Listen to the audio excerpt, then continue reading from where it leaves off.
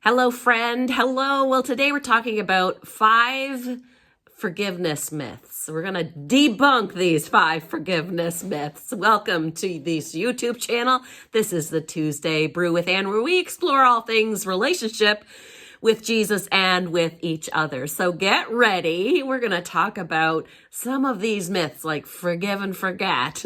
You know, that's a lot of pressure when you know you're a Christian, you know you're called to forgive, but when somebody hurts you so stinking badly, how do you forgive them? Well, we're going to talk about these myths today. One of my favorite Bible stories is the story of Joseph and the forgiveness that he offers. And we find this story in Genesis. He is such a biblical model for both forgiveness and redemption. But let's go back. Joseph, he's born when his dad is in his old age, and he is just the favorite. He's the golden boy. He is the favorite of his dad's. Now, his dad even showers him with very special gifts that no one else, none of the other brothers, receive these special gifts. So this favoritism, it's obvious, and it creates this incredible resentment among the brothers, this incredible bitterness among the brothers, so much so that their jealousy, it grows to a place where I think we could safely call it hatred, because they plot to kill their brother. They plot to kill Joseph. They scheme together how they're going to do it. But instead, they make the decision to throw him into a well, where, by the way, there he's going to die a slow death. So these young men are angry. However, Joseph is found by an Egyptian, a wealthy Egyptian, and there he is taken as this man's slave to Egypt. Now, Joseph was around 17 years old at the time, so he's a teenager, he's a young man. I can only imagine how misunderstood Joseph must have felt, how forgotten he must have felt.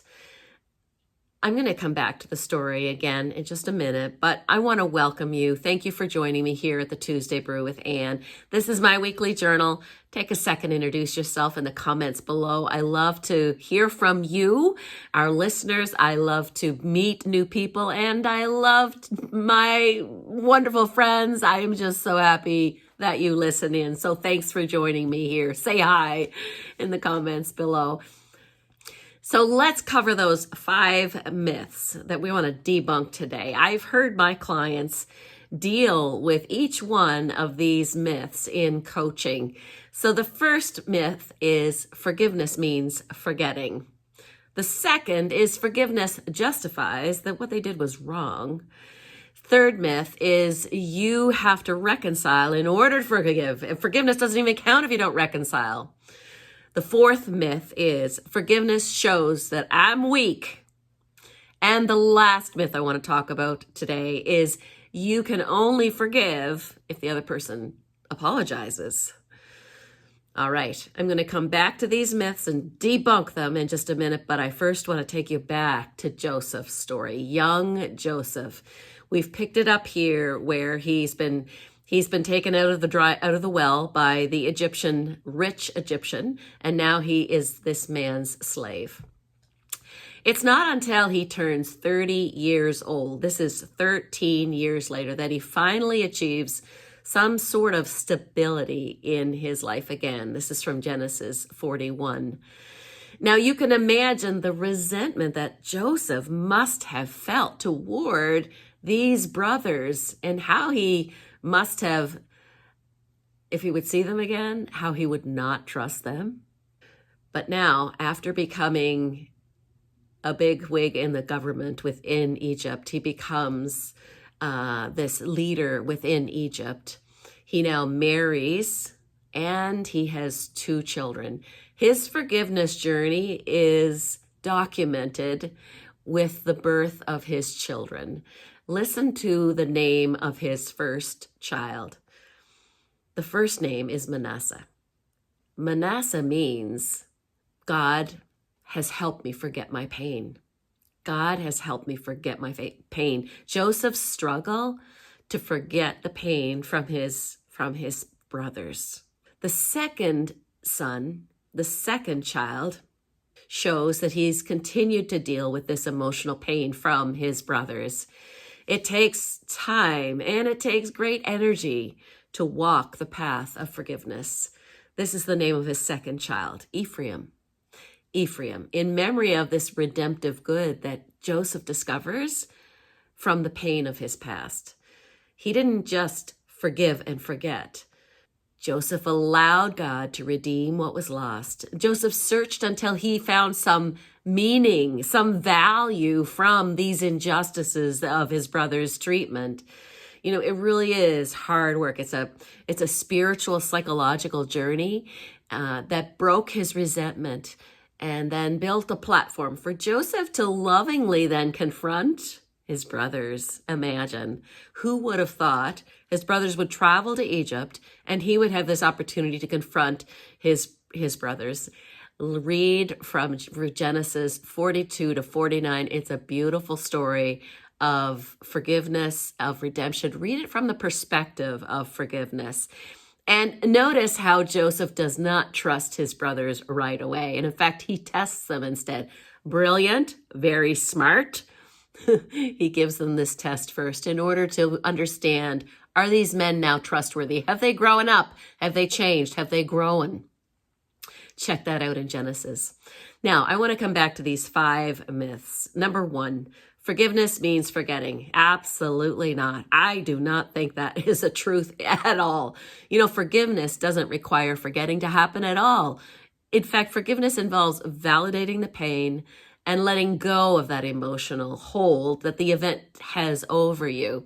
That's what allows you to move forward without being burdened by the resentment and the bitterness. What you really forget is the resentment and the bitterness, not that thing that happened or that they did. In fact, I think, I'm going to go out on a limb here, but I think that when we remember and still forgive, that is a much greater forgiveness than if we forgive and forget.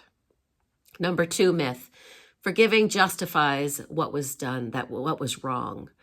The reality is, forgiving someone does not mean that you condone or does not mean that you excuse their actions, their wicked actions against you. Forgiveness has nothing to do with the other person. This is good news. It has everything to do with you. It's about freeing you from bitterness that only continues to grow if we choose not to work through the process of forgiveness. Number 3 myth, you have to reconcile to forgive. Absolutely not.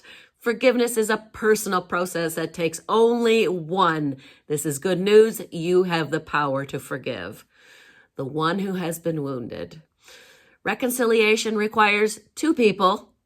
Forgiveness doesn't necessarily mean you reconcile with the other person who has hurt you. It may not be safe to. It may not be emotionally safe. It may not be mentally safe. It may not be physically safe to reconcile with this person. So forgiveness requires one person. Forgiveness means letting go of the right to be someone else's judge. Let me say that again. Forgiveness is letting go of the right to be someone else's judge and to find God's peace regardless of what happens for this future relationship, if anything at all happens. The next myth, forgiveness shows a weakness. On the contrary, forgiveness is some of the hardest work you'll ever do. Forgiveness is a powerful, a courageous choice. And it's an act you pick up every single day until you complete the process of forgiveness. So it requires great strength to feel the pain, to trust another person enough to share the burden, the story behind the pain that then validates your pain. Then you're able to pray together to identify lies and vows and beliefs, because those lies and vows and beliefs, they hold you captive in the resentment.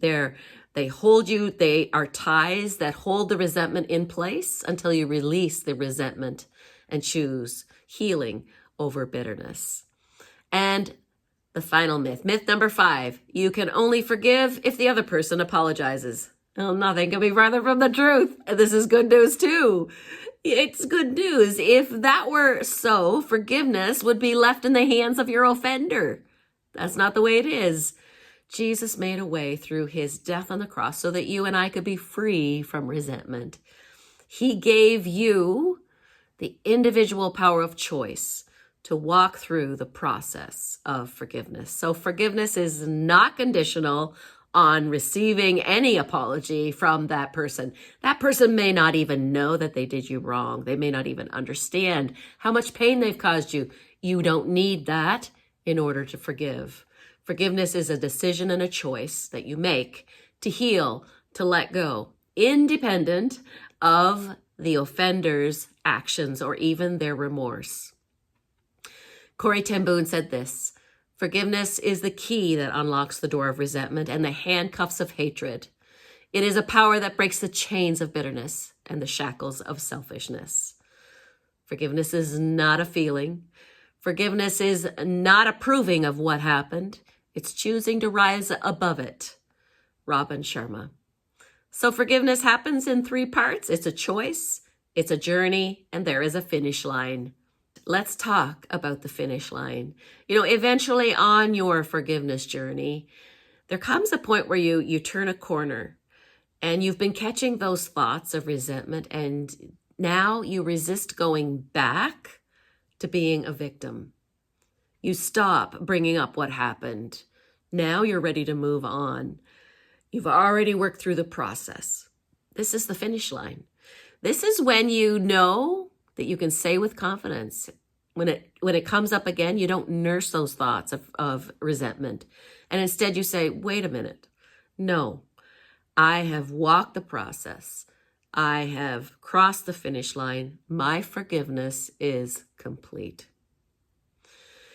So if you struggle with forgiving somebody, if somebody has hurt you so badly and you've tried to will yourself into forgiveness and it's not working, and it feels like you're carrying this heavy, heavy weight of resentment, and it's even growing from resentment and it's becoming this huge bitterness within you, I have something really special for you. I'm offering a special 3-session coaching program. It's called Freedom Through Forgiveness Coaching. I'm on the call one-on-one with you, and we walk through what forgiveness is, what it isn't, and then we work through some prayers, which are incredibly powerful because they validate your pain, and then they help you to identify those lies, vows, and beliefs that have you tied up so that you can release them, so that you can be free. I encourage you to sign up today for that Freedom Through Forgiveness coaching. I'll put the link below. Truly is a gift that you give yourself. It truly is a gift that you give yourself to let yourself free from the power of unforgiveness that keeps us all tied up in resentment and bitterness. So thank you for joining me today on this Tuesday Brew with Anne. Hit the subscribe button and click the notification bell so that you don't miss a thing and you catch the next video coming up. Share this message with your friends, will you? If you've received some encouragement from this today, share this with your friends and your family. And please sign up for my weekly journal, The Tuesday Brew with Anne.